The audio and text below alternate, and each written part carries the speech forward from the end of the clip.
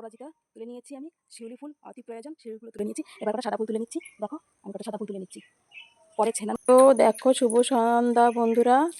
বলবে সন্ধ্যা, হ্যাঁ একটা সন্ধ্যার পুজোই। আমি সারাদিন যেই কাজটা পরিবর্তনভাবে সুন্দরভাবে গুছিয়ে গাছিয়ে কাজ কাম করে সকালে যে সব পুজো পাঁচটা করে, এটা শনিবারের সন্ধ্যার সময় ভিডিওটা এই থেকে এইখানটায় প্রথমে আমি করে নিয়েছি। এটাই মানে রাত্রের সন্ধ্যার পুজোটা দিয়েই আমি এখানে প্রথমে শুরু করেছি। তারপরে সারা দিনের যেইটা তোমরা দেখতে পাবে, একটি গৃহবধূ কীভাবে সারা দিন পরিপূর্ণভাবে গুছিয়ে গাছিয়ে কাজ করে সন্ধ্যা অবধি, সেই ভিডিওটাই আমার দেখতে পাবে বন্ধুরা। আমি তুলসী মাতা রানীকে পুজো করি। হ্যালো, শুভ সকাল বন্ধুরা, তোমরা কেমন আছো? আমি খুব ভালো আছি। দেখো সকালবেলা আমি চলে গেলাম 5টার সময় হাঁটতে।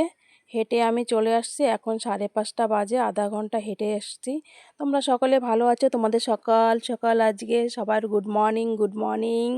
তোমরা কে কেমন আছো বন্ধুরা অবশ্যই কমেন্টে আমাকে জানিয়ে দেবে।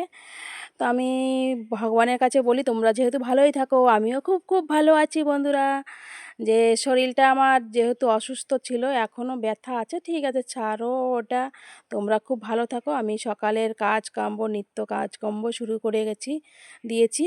কেন কি বন্ধুরা জানো, আমি পরিবর্তনভাবে একদম ঘরের সংসারের টাইমলি টাইম কাজ করে, বাইরে ইনকাম করেও ঘরের স্বামীর ঘরে সাথে সাথ দিয়ে পরিপূর্ণভাবে ভাঙাচুরা ঘরকে আমি আস্তে আস্তে তিলে তিলে সোনার ঘর করে তুলেছি। সেই ভিডিওটা তোমাদের সঙ্গে নিয়ে আসছি। একটা মেয়ে মানুষ যদি চেষ্টা করে প্রত্যেকটা জিনিসই কাজ কাম করে সংসারকে আয় উন্নতি করতে, দেখো কি সুন্দর এই যে আতা গাছটা আমি লাগিয়েছি, দেখেছো? এই আতা গাছটায় কি সুন্দর আতা হয়েছে। এর আগেও হয়েছিল, কেটে দেওয়া হয় আবার সুন্দর করে হয়ে যায়। তোমাকে আমরা খেতে দেব। এই যে এবার চলে আসলাম আমার গোপুসোনাকে জাগাতে। উঠে যাও গোপুসোনা, আমার রাধে রাধে। আমার গপুকে রাধে রাধে বলে মুখটা মুছিয়ে দিয়ে আমি বেশ সেবা দিয়ে আমার গোপুসোনাকে নিয়ে শুরু করলাম প্রথম ব্লগটা। বন্ধুরা আমার সঙ্গে থাকো, রাধে রাধে। এখন আমি চলে গেছি শিউলি ফুলে তুলতে। দেখো শিউলি ফুল নিচে পড়ে আছে, শিউলি ফুলগুলো তুলে নিলাম। মাটিতে পড়া শিউলি ফুলও তুলে পুজো দেওয়া যায়, কেন কি শিউলি ফুল দেখলে আমারও মনটা ভীষণ খুশি হয়ে যায়। আর ভগবান সবাই সব ঠাকুরই পছন্দ করে শিউলি ফুলটা। আর এই যে যেহেতু এটা শনিবারের ব্লগ, আমি যেহেতু ছাড়তে পারিনি, সেই পরে দিচ্ছি। এই যে শনিবারের এটা শনিবার দিনের ব্লগটা। তাই বন্ধুরা আমার সঙ্গে থাকো। হ্যাঁ, এই যে সাদা অপরাজিতা নিয়েছি, ব্লু অপরাজিতা নিয়েছি, আর যা যা আমার গাছে ফুল দুব্বা আমি সব কিছু তুলে নিচ্ছি। দেখো কত সুন্দর। আমার ঘরে তো ঠাকুর আছে জানো, গোমাতাকেও দিতে হয়। আমি পরিপাটভাবে একটি মহিলা, একটি গৃহবধূ পারে, যদি তুমি সত্যিকারে ঘরের সংসারের জন্য নিজের ভালোবাসা দিয়ে কাজ করো, তাহলেই এই কুটুরি ঘরও ভাঙাচুরা কুটুরিও হয়ে যাবে রাজপ্রসাদ। রাজপ্রসাদ কী করে তৈরি করতে হয় সেটাও তোমাদের জানা প্রয়োজন। কিন্তু বন্ধুরা হ্যালো, রাধে রাধে। দেখো আমি কোথায় চলে এসেছি।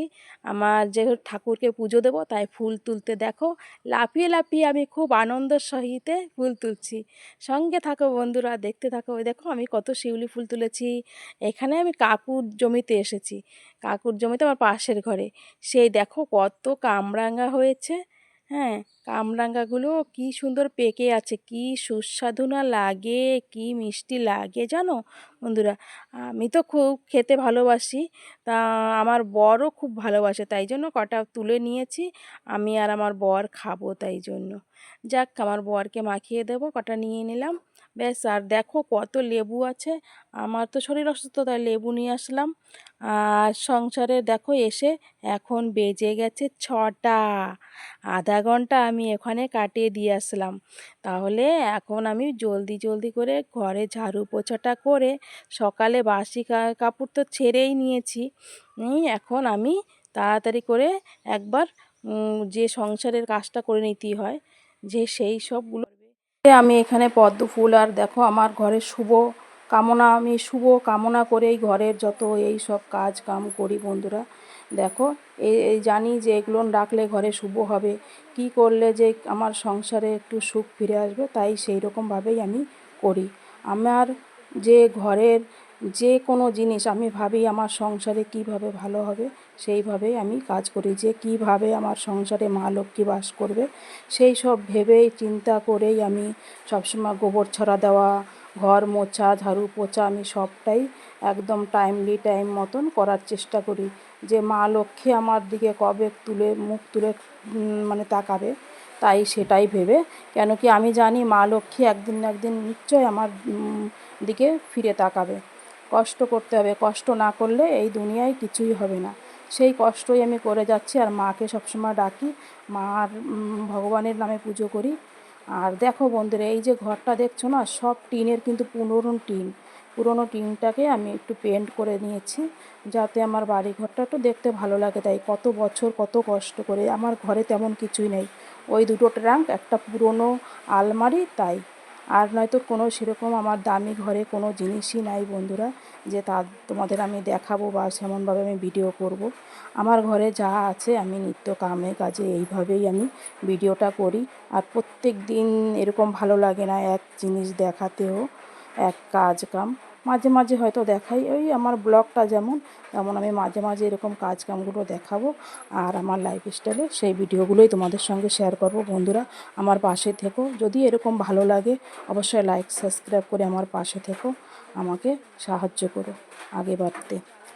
অবশ্যই রাধে রাধে বন্ধুরা। যে দেখো প্রত্যেকটা দিন আমি এইভাবে পরিষ্কার করে ঝাড়ু পোছা করে আমি, যে মা লক্ষ্মী যাতে আমার বাড়িতে, যাতে মা ভগবান আমার ঠাকুর আমার কবে কী রূপে কে আসবে জানি না, তাই জন্য সবসময় দেখো ঝাড়ু পোছা করে একটু গোবর ছড়া, একটু যাতে দরজায় গোবর দিয়ে রাখি। কেন কি মা যাতে কেউ একটা নারায়ণ কখন কে আসে পড়বে, কার কোন রূপে তার ঠিক নেই, তাই জন্য আমি সবসময় এরকম গোবর ছড়া দিয়ে আমি মাকে আহ্বান করি কি ঠাকুর যে কখন কে আসবে কোন রূপে।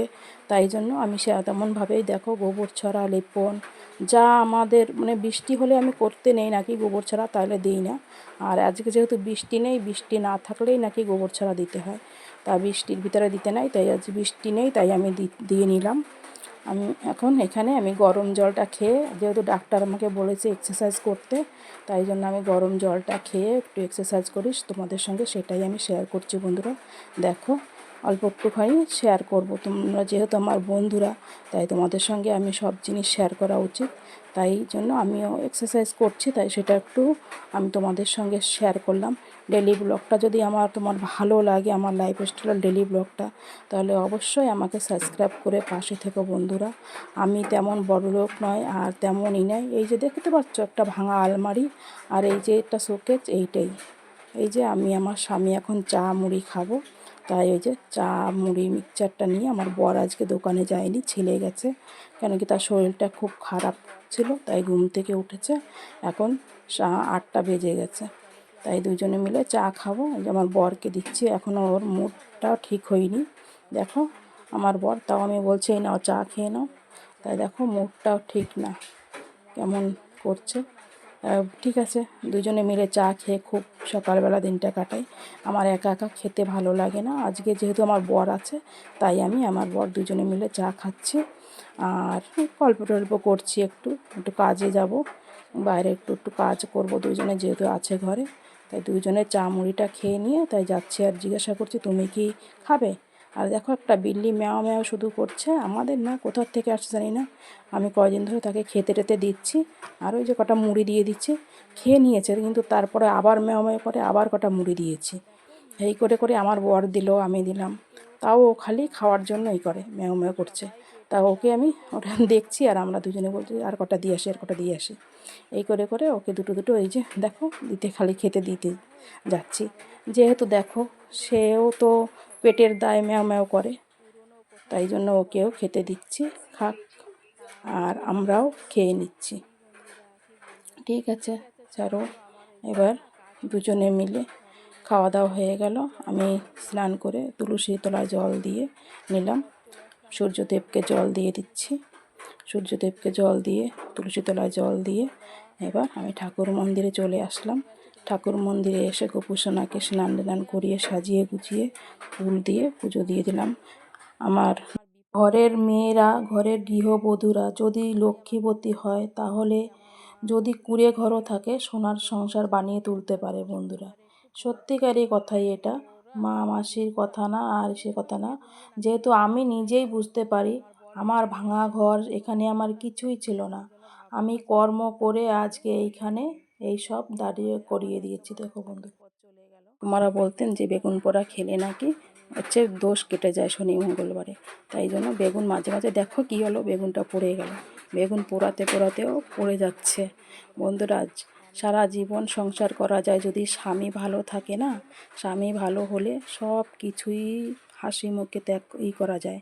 তো নিজের বর যদি ভালো না হয় না তাহলে সংসার হয় না। আমার বর খুব ভালো, আমার শ্বশুরবাড়ির দিক থেকে অন্য অসুবিধা আছে কিন্তু আমার বর খুব খুব ভালো।